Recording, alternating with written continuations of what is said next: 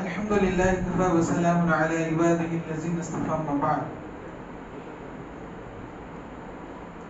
أعوذ بالله من الشيطان الرجيم. بسم الله الرحمن الرحيم. يا أيها الناس اتقوا ربكم إن زلزلة الساعة شيء عظيم يوم ترونها تذهل كل مرضعة عما أرضعت وتضع كل ذات حمل حملها وترى الناس سكارى وما هم بسكارى ولكن عذاب الله شدید. اللہ تعالیٰ کا فضل و احسان ہے کہ اللہ تعالیٰ نے آج 15واں روزہ مکمل کرنے اور 16ویں تراویح کی نماز ادا کرنے کی توفیق عطا فرمائی. اللہ تعالیٰ سے دعا گو ہوں کہ اللہ تعالیٰ ہماری عبادتوں کو شرف قبولیت بخشے. آمین. اللہ کے فضل و کرم سے آج حافظ صاحب نے 18واں پارہ مکمل کیا ہے. آپ کے سامنے میں جو آیت تلاوت کی ہے وہ سورہ حج کی 1 نمبر اور 2 نمبر آیت تلاوت کی ہے. سورہ حج یہ مدنی سورت ہے اور اس سورت کے اندر 78 آیتیں ہیں اور 10 رکوع. اس سورت کا نام حج کیوں رکھا گیا؟ اس کی شروعات قیامت کے منظر سے ہو رہی ہے اور نام سورہ حج رکھا ہے. دراصل یہ اس سورت کے اندر حج کا کچھ احکام ہے اور حج کے دنوں میں جو ہم قربانیاں کرتے ہیں اس قربانی کے تعلق سے بھی ذکر ہے. لن ينال الله لحومها ولا دماؤها ولكن يناله التقوى منكم. یہ آیت اسی صورت کے اندر ہے اور یہ بتایا گیا ہے کہ تمہارے قربانی کا خون، تمہارے قربانی کا گوشت اللہ تعالیٰ کو نہیں پہنچتا بلکہ اللہ تعالیٰ کو کیا پہنچتا ہے؟ وَلَكِنْ يَنَالُهُ التَّقْوَى مِنْكُمْ. تمہارے یہ دل کا تقوی اللہ تعالیٰ کو پہنچتا ہے. تو اسی بنیاد پر اس سورت کا نام سورہ حج رکھا ہے. آئیے سنتے ہیں. اللہ تعالیٰ کا ارشاد ہے یا ایھا الناس اتقوا ربکم الذی خلقکم. یا ایھا الناس اتقوا ربکم. اے لوگو تم اللہ تعالیٰ سے ڈرو. اے لوگو تم اپنے رب سے ڈرو. یا ایھا الناس اتقوا ربکم. اے لوگو تم اپنے رب سے ڈرو. ان زلزلۃ الساعۃ شیء عظیم. یقیناً قیامت کا منظر بہت ہی عظیم، بہت ہی خطرناک ہے. یوم ترونھا تذہل کل مرضعۃ. جس دن تو دیکھے گا دودھ پلانے والی عورت اپنے دودھ پیتے بچے کو بھول جائیں گی. اما ارضعت، وہ اپنے دودھ پیتے بچے کو بھول جائیں گی. وتضع كل ذات حمل حملها، اور حمل والیاں اپنی حمل کو ضائع کر دیں گی. وترى الناس سکارى، اور لوگ مدہوشی کے عالم میں ہوں گے. وما هم بسکارى، حالانکہ وہ مدہوش ہوں گے نہیں لیکن دکھے گا ایسا. ولیکن عذاب اللہ شدید، لیکن اللہ تعالیٰ کا عذاب بہت بڑا سخت عذاب ہے. اللہ تعالیٰ نے ان دونوں آیتوں کے اندر قیامت کا منظر کھینچا ہے کہ قیامت کا دن کیسا ہوگا، کتنا بھیانک دن ہوگا. ایک ماں اپنے بچے کو، دودھ پیتے بچے کو کبھی بھول نہیں سکتی. ایک ماں کتنوں بھی کام میں مشغول ہو اور بچہ اگر روئے تو سارا کام کاج ایک طرف بچے کو اپنے سینے میں چپکا دیتی.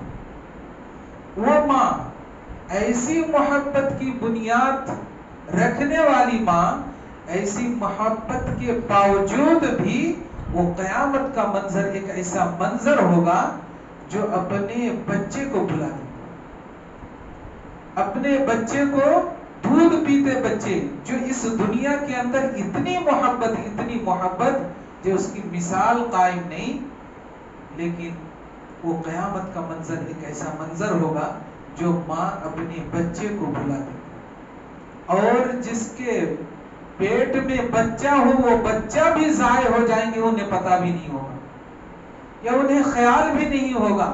یہ اس دن کا منظر ہوگا، اتنا بھیانک، اتنا خطرناک اور اتنا ڈینجر دن ہوگا، جو اس طرح کی جو ہے نا کیفیت ہوگی قیامت کا۔ اب یہاں پر یہ قیامت کا منظر پہلے سور کا ہوگا یا دوسرے سور کا، اس تعلق سے علماء کا دو طرح کا خیال ہے۔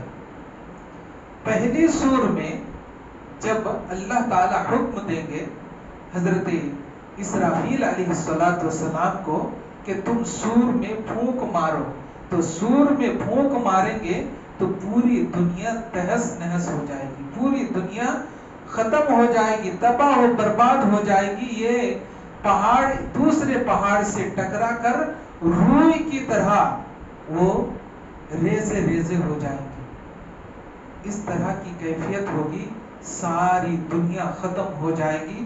اذا السماء انفطرت اذا السماء انشقت، یہ آسمان زمین یہ سارے ہل جائیں گے، پھٹ جائیں گے، ختم ہو جائیں گے، کوئی چیز باقی نہیں رہے گی۔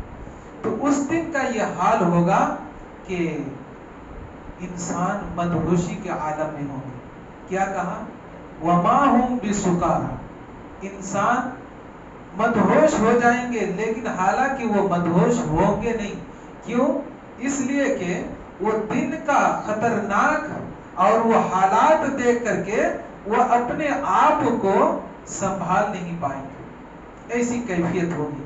اللہ تعالیٰ اسی قیامت کے منظر کو قرآن مقدس کے آخری پارہ میں اذا زلزلت الارض زلزالہا، جب زمین کو، اذا زلزلت الارض زلزالہا، جب زمین کو جھنجھوڑ دی جائے گی، زمین کو کپا دی جائے گی، زمین کو ہلا دی جائے گی، اذا زلزلت الارض زلزالہا واخرجت الارض اثقالہا، اور زمین اپنا بوجھ نکال باہر کر دی۔ کیا مطلب؟ زمین کے اندر جو انسان دفنائے ہوئے ہیں، یہ زمین کے پیٹ میں یہ بوجھ ہے، بوجھ ہے۔ اس لیے اللہ تعالیٰ نے کیا کہا؟ وَأَخْرَجَتِ الْأَرْضُ أَثْقَالَهَا، اثقال کہتے ہیں وزن کو، بھاری کو، بھرکم کو۔ تو یہ انسان، جو بھی انسان مرتے ہیں لے جا کر دفنا دیتے ہیں، تو وہ زمین کے اوپر وہ بوجھ ہے، وہ بوجھ اس دن، کس دن؟ جس دن قیامت قائم ہوگی، سور میں پھونک مارا جائے گا، یہ زمین سارے مردے کو نکال باہر کر دے گی۔ وَأَخْرَجَتِ الْأَرْضُ أَثْقَالَهَا، اپنے بوجھ کو نکال باہر کر دے گی۔ وَأَخْرَجَتِ الْأَرْضُ أَثْقَالَهَا وَقَالَ الْإِنسَانُ مَا لَهَا، جب سارے انسان اپنی اپنی قبر پھٹے گی اور اپنی اپنی قبر سے اٹھ کھڑے ہوں گے، زمین ہل ڈول کرے گی، زمین کانپے گی، وقال الانسان ما لها، انسان کہیں گے اسے کیا ہو گیا ہے، یہ کیوں کانپ رہی ہے، کیوں رکتی نہیں ہے، ہم سیدھے بیلنس پر کھڑے نہیں ہو پاتے۔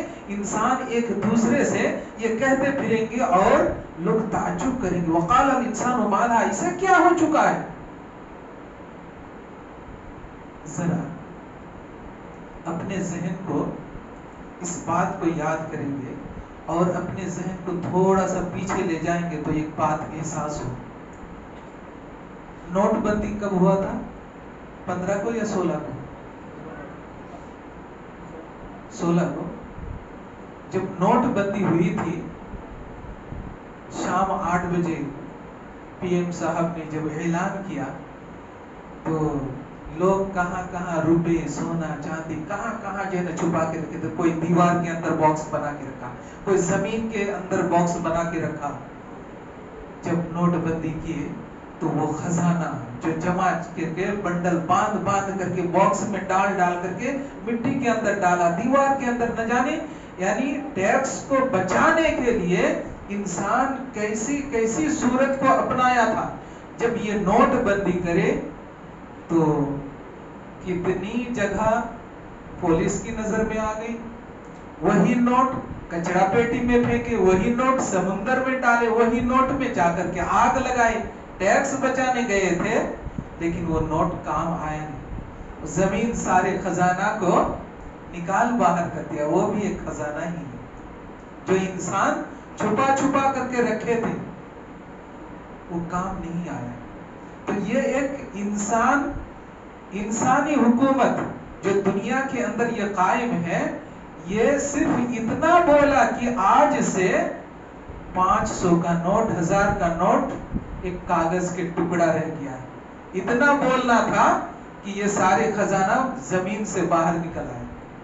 اور اس دن، جس دن قیامت قائم ہوگی، اس زمین کے اندر نہ جانے کیا کیا خزانے ہیں.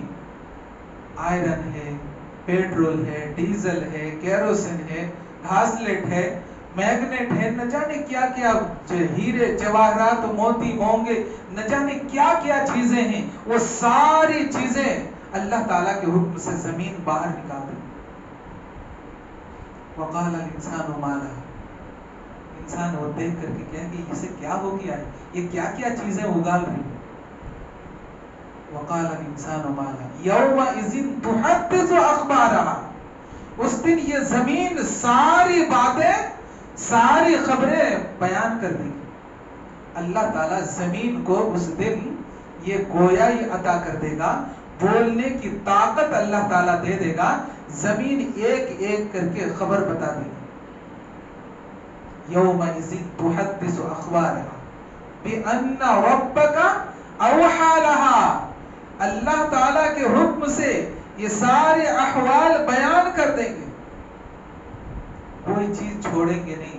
ایک انسان کیا کرتا ہے نہیں کرتا، اپنی زندگی میں کیا کیا نہیں کیا، وہ ساری باتیں، ساری خبریں اللہ تعالیٰ کے سامنے بیان کر دیں گے.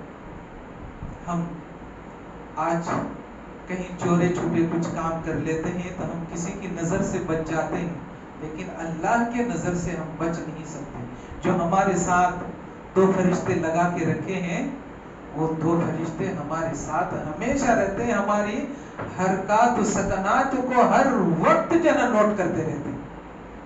ہر قدم قدم، ہر لمحے لمحے کو وہ نوٹ کرتے رہتے ہیں کہ یہ عمل کیسا کرنا ہے، نیک عمل کرتے ہیں یا غلط عمل کرتے ہیں.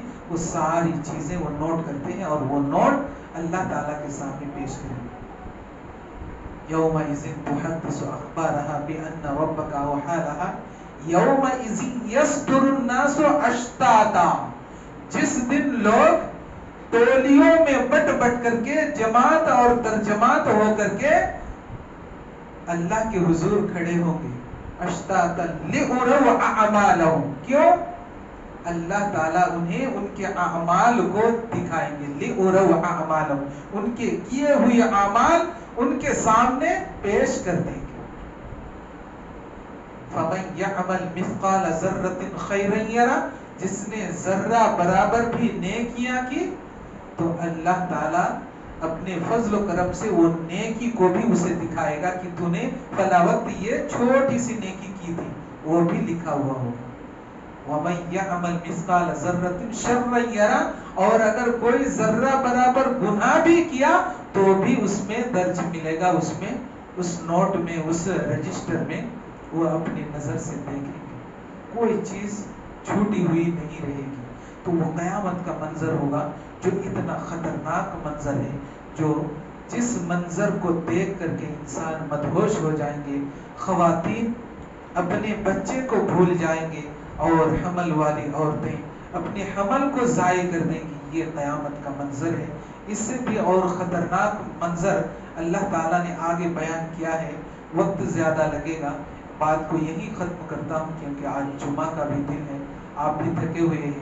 اللہ تعالیٰ سے دعا گو کہ اللہ تعالیٰ ہم سب کو قرآن مقدس کو سمجھ کر پڑھنے کی توفیق عطا فرمائے، ساتھ ہی ہم سب کو اس کے اوپر عمل کی توفیق عطا فرمائے۔ یا اللہ تو ہماری عبادتوں کو قبول فرما، ہمیں اس دین پر چلنے والا بنا، اس دین کی صحیح سمجھ عطا فرما، صحیح فہم عطا فرما، صحیح ادراک عطا فرما۔ یا اللہ تو ہماری ماں اور بہنوں کو بھی بخش دے، ان کے گناہوں کو معاف فرما، ان کے گناہوں کو، ان کے لغزشوں کو معاف فرما، انہیں بھی دین کی صحیح سمجھ عطا فرما، صحیح فہم عطا فرما، صحیح ادراک عطا فرما، اور اس دین پر چلنے والا بنا۔ یا اللہ تو ہماری دعاؤں کو اپنے فضل کرم سے قبول فرما، آمین، تقبل یا رب العالمین۔